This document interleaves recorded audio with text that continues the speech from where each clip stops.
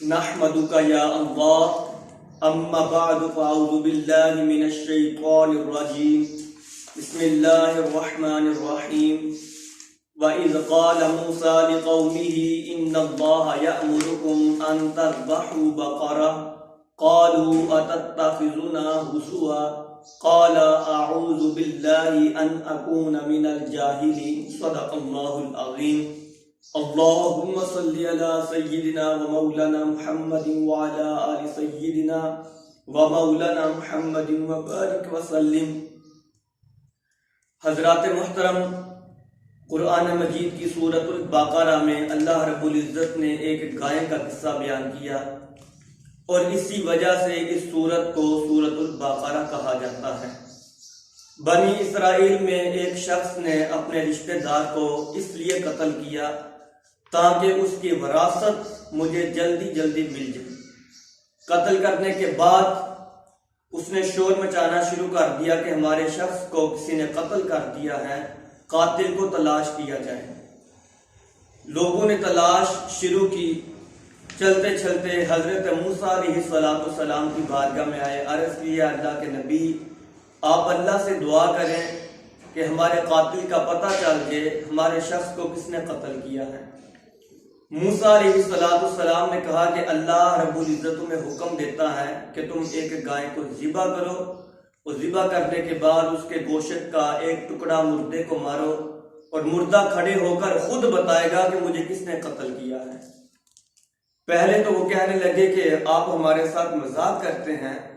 तो मूसा अलैहिस्सलाम ने कहा कि मैं अल्लाह की पनाह मांगता हूं, मैं जाहलू में से नहीं कि मैं तुम्हारे साथ मजाक करूं। फिर वो कहने लगे, अच्छा हमें बताएं कि वो गाय किस तरह की हो। फिर आपने बताया कि वो गाय जवान हो, ना बच्ची हो, ना बूढ़ी हो। फिर वो सवाल पर सवाल करने लगे कि बताएं वो गाय का रंग कैसा हो, वो गाय क्या खाती हो।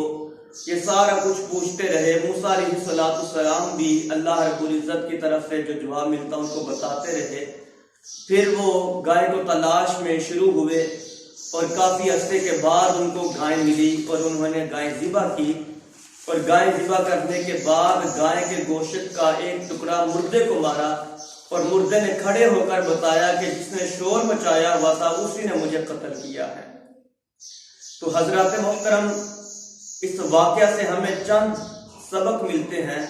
पहला सबक तो ये मिलता है कि हमें लालच नहीं करनी चाहिए।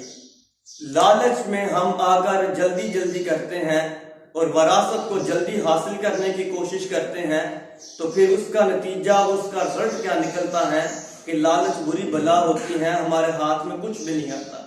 इसलिए हमें लालच नहीं करना चाहिए।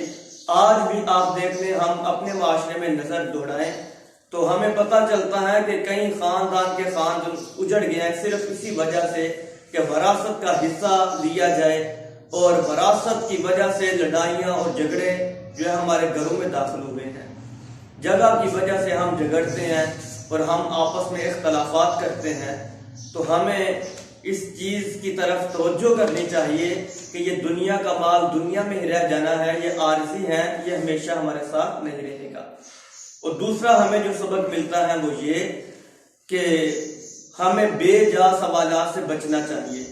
जब हम बेजा सवालात शुरू कर देते हैं तो फिर अल्लाह रब्बुल इज़्ज़त की तरफ से हम पर मुसीबतें और परेशानियां शुरू हो जाती हैं।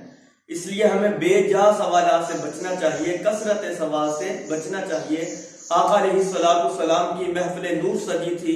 आका अलैहिस्सलाम ने इरशाद फरमाया कि लोगों, तुम पर अल्लाह ने हज को फर्ज किया है।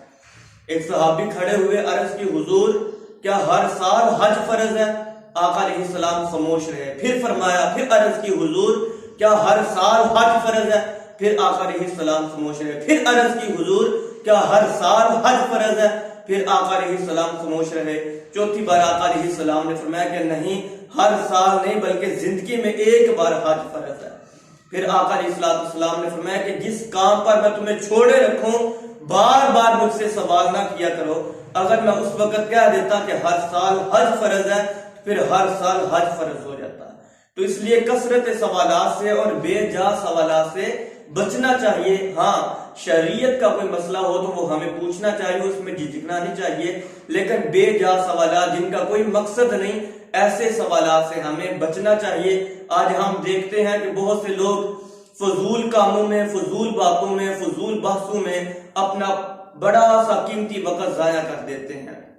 फजूल गपशप में किसी की गिबत करते हुए, किसी की चुगली करते हुए, झूठ बोलते हुए, हंसी मजाक के अंदर हम कितना कितना वक्त जो है वो जाया करते हैं। हमें इसकी परवाह नहीं होती कि हमारा ये वक्त बड़ा कीमती वक्त है और इस वक्त का हमने अल्लाह की बारगाह में हाजिर होकर जवाब देना है।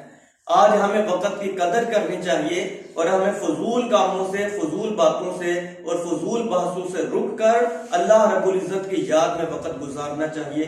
अल्लाह हमें तौफीक अमल अता